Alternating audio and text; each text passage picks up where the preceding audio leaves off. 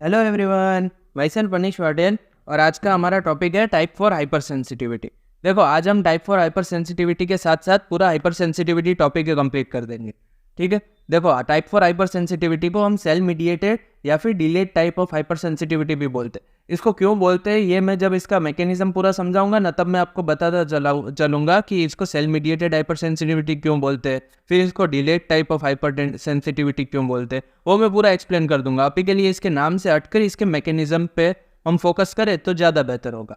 देखो, type 4 hyper sensitivity है वो मेनली CD4 टी सेल्स की वजह से होती है compare to CD8 T cells. मतलब इन दोनों का रोल तो है ही, पर मेनली CD4 टी सेल्स की वजह से होगी। इसको याद कैसे रखोगे? Type 4 hyper sensitivity mainly CD4 T cells, और CD8 टी सेल्स का भी रोल होता है पर मेनली CD4 टी सेल्स। अब देखो, ये एंटीजन प्रेजेंटिंग सेल्स है MHC, और यहाँ पर क्रोनिक एंटीजन है।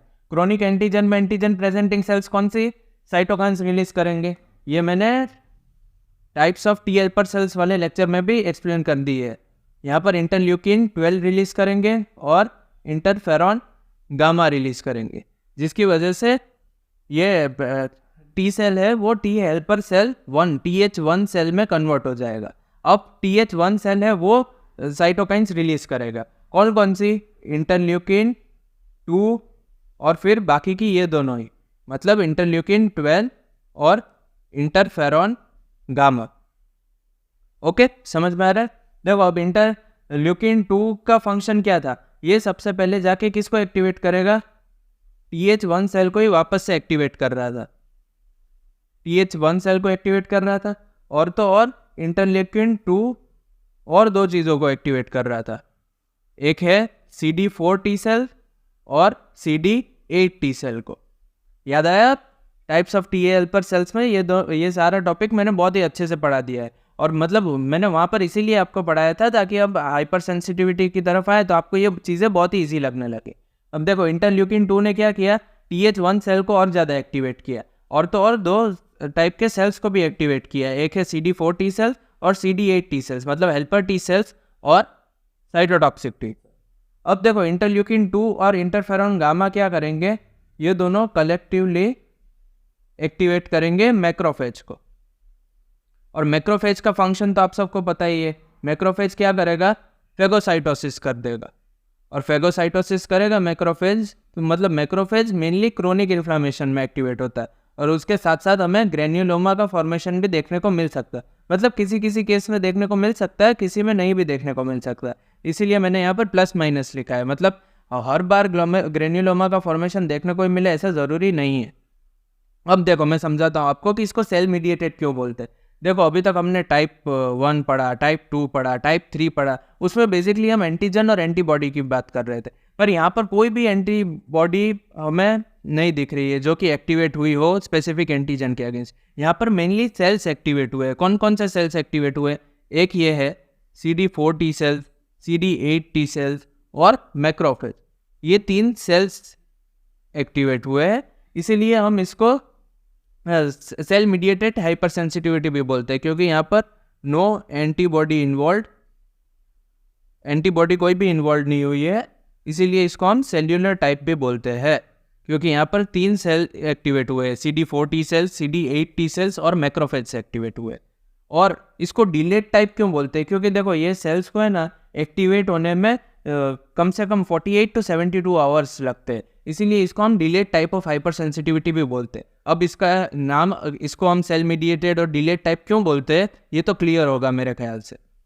अब देखो, ये तो हो गया मेनली, ये 3 सेल्स एक्टिवेट हो गए, पर कभी कभी क्या होता है कि TH17 भी एक्टिवेट हो जाता है। TH1 के साथ साथ TH17 का भी एक्टिवेशन देखने को मिलता है, जो TH17 है वो इंटरल्यूकिन 17 रिलीज करेगा, और उसकी वजह से न्यूट्रोफिल्स भी एक्टिवेट हो जाएंगे, और ताकि हम क्रोनिक एंटीजन को और एफिशिएंटली किल कर सके। न्यूट्रोफिल भी एक्टिवेट हो जाएंगे, जिसकी वजह से हमें इन्फ्लामेटरी डैमेज भी देखने को मिलेगा।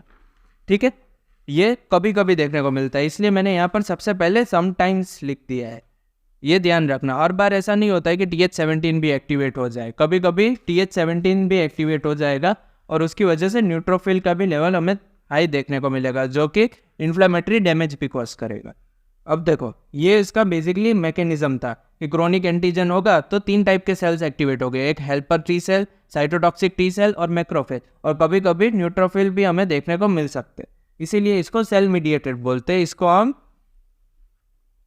डिलेट टाइप इसलिए बोलते हैं क्योंकि सेल्स को एक्टिवेट होने में थोड़ा बहुत टाइम लग जाएगा। देखो अब एंटीजन है, जैसे कि आइलेट्स ऑफ लैंगर है, यहाँ पर कोई एंटीबॉडी नहीं फॉर्म हो रही है, पर यहाँ आइलेट्स ऑफ लैंगरहंस के अगेंस्ट ये सारे सेल्स है, macrophage, CD4, CD8 T cells, ये एक्टिवेट हो जाए तो उसमें हमें आइलेट्स ऑफ लैंगरहंस सेल्स को ये डिस्ट्रॉय कर देंगे, जिसकी वजह से हमें टाइप 1 डायबिटीज़ मेलाइटस देखने को मिलेगी। देखो कमेंट बॉक्स में मुझे बताना कि टाइप 2 डायबिटीज़ मेलाइटस थी वो कौन सी टाइप ऑफ हाइपर सेंसिटिविटी की एग्जाम्पल थी, और मैं वेट करूँगा, आप आंसर करना कमेंट में। फिर माइलिन शीट के अगेंस्ट ये सारे सेल्स एक्टिवेट हो जाए तो वहाँ पर मल्टीपल स्क्लेरोसिस देखने को मिलेंगे। ये एग्जाम्पल बहुत ही ज़्यादा इंपॉर्टेंट है, इसको खास ध्यान रखना। MCQ में भी पूछा जाता है और थियरी में आए तो आपको सारे मेंशन करने ही है। फिर केमिकल्स, स्किन पे कोई भी केमिकल्स प्रेजेंट हो उसके अगेंस्ट सारे के सारे सेल्स एक्टिवेट हो जाए तो उसमें हमें कॉन्टैक्ट डर्मेटाइटिस देखने को मिलता है। ये याद रखना इजी होगा, स्किन डर्मेटाइटिस बहुत इजी होगा। और कोलेजन के अगेंस्ट सेल्स एक्टिवेट हो जाए तो उसमें रूमेटॉइड अर्थराइटिस देखने को मिलता है। देखो रूमेटॉइड अर्थराइटिस है वो टाइप 4 और टाइप 3 हाइपर सेंसिटिविटी दोनों का एग्जांपल है, पर कभी MCQ में आए तो इसको टाइप 4 हाइपर सेंसिटिविटी में मार्क करना। मैंने आपको लास्ट लेक्चर में भी बताया था कि उसमें टाइप 3 का भी थोड़ा बहुत रोल होता है, पर मेनली वो टाइप 4 हाइपर सेंसिटिविटी ही है। और इसके अदर एग्जाम्पल देखे तो टाइप 1 लेप्रा रिएक्शन, देखो इससे पहले मैंने टाइप 2 लेप्रा रिएक्शन भी आपको बताया था, वो कौन से टाइप का हाइपर सेंसिटिविटी का एग्जांपल है ये भी आपको मुझे कमेंट बॉक्स में बताना है। देखो मैंने आपको 2 क्वेश्चन पूछे, एक तो टाइप 2 डायबिटीज़ मेलाइटस कौन से टाइप ऑफ हाइपर सेंसिटिविटी में आता है और टाइप 2 लेप्रा रिएक्शन कौन से टाइप में आता है, ये मुझे कमेंट बॉक्स में आंसर चाहिए, ठीक है। और इसके अलावा मॉन्टॉक्स टेस्ट है जिसको हम ट्यूबरक्यूलिन टेस्टिंग भी बोलते हैं, ट्यूबरक्यूलोसिस के लिए होता है ट्यूबरक्यूलिन टेस्टिंग, वो भी टाइप 4 हाइपर सेंसिटिविटी का एग्जाम्पल है। और इसके अलावा देखो मैक्रोफेज होगा तो वहाँ पर ग्रेन्युलोमा का फॉर्मेशन देखने को मिलेगा। तो जितने भी एग्जाम्पल्स थे ग्रेन्युलोमा के जो मैंने इन्फ्लामेशन में लिखे थे वो सारे के सारे टाइप 4 हाइपर सेंसिटिविटी में भी आएंगे, ठीक है। तो उसको वहाँ से देख लेना, मैंने यहाँ पर वो लिस्ट काफ़ी लंबी हो जाती इसलिए यहाँ पर नहीं लिखा है, मेरे ख्याल से आपने वो पढ़ लिया होगा तो आपको याद ही होगा। तो इसी के साथ हम सारे टाइप के हाइपर सेंसिटिविटी कंप्लीट करते हैं। तो हाइपर सेंसिटिविटी में देखो आपको ध्यान क्या रखना है, टाइप 1 और टाइप 4 ज़्यादा इंपॉर्टेंट है कंपेयर टू टाइप 2 और टाइप 3, तो इस पर आप ज़्यादा फोकस करना। और टाइप 2 और टाइप 3 के एग्जाम्पल और मैकेनिज्म भी आपको आता होगा तो आपका काम चल जाएगा, ऐसे कोई लोड लेने वाली बात नहीं है। मैंने जितना पढ़ाया है वो मोर देन इनफ है आपके लिए, आपको उससे सारे के सारे क्वेश्चन सॉल्व हो जाएंगे, ठीक है। तो इसी के साथ हाइपर सेंसिटिविटी को भी फिनिश करते हैं। आई होप कि आपको मेरे लेक्चर्स पसंद आ रहे होंगे, और अगर आपको मेरे लेक्चर्स पसंद आ रहे हो तो आप अपने फ्रेंड्स और बैचमेट्स के साथ भी मेरे लेक्चर्स शेयर कीजिए। Thank you so much for watching.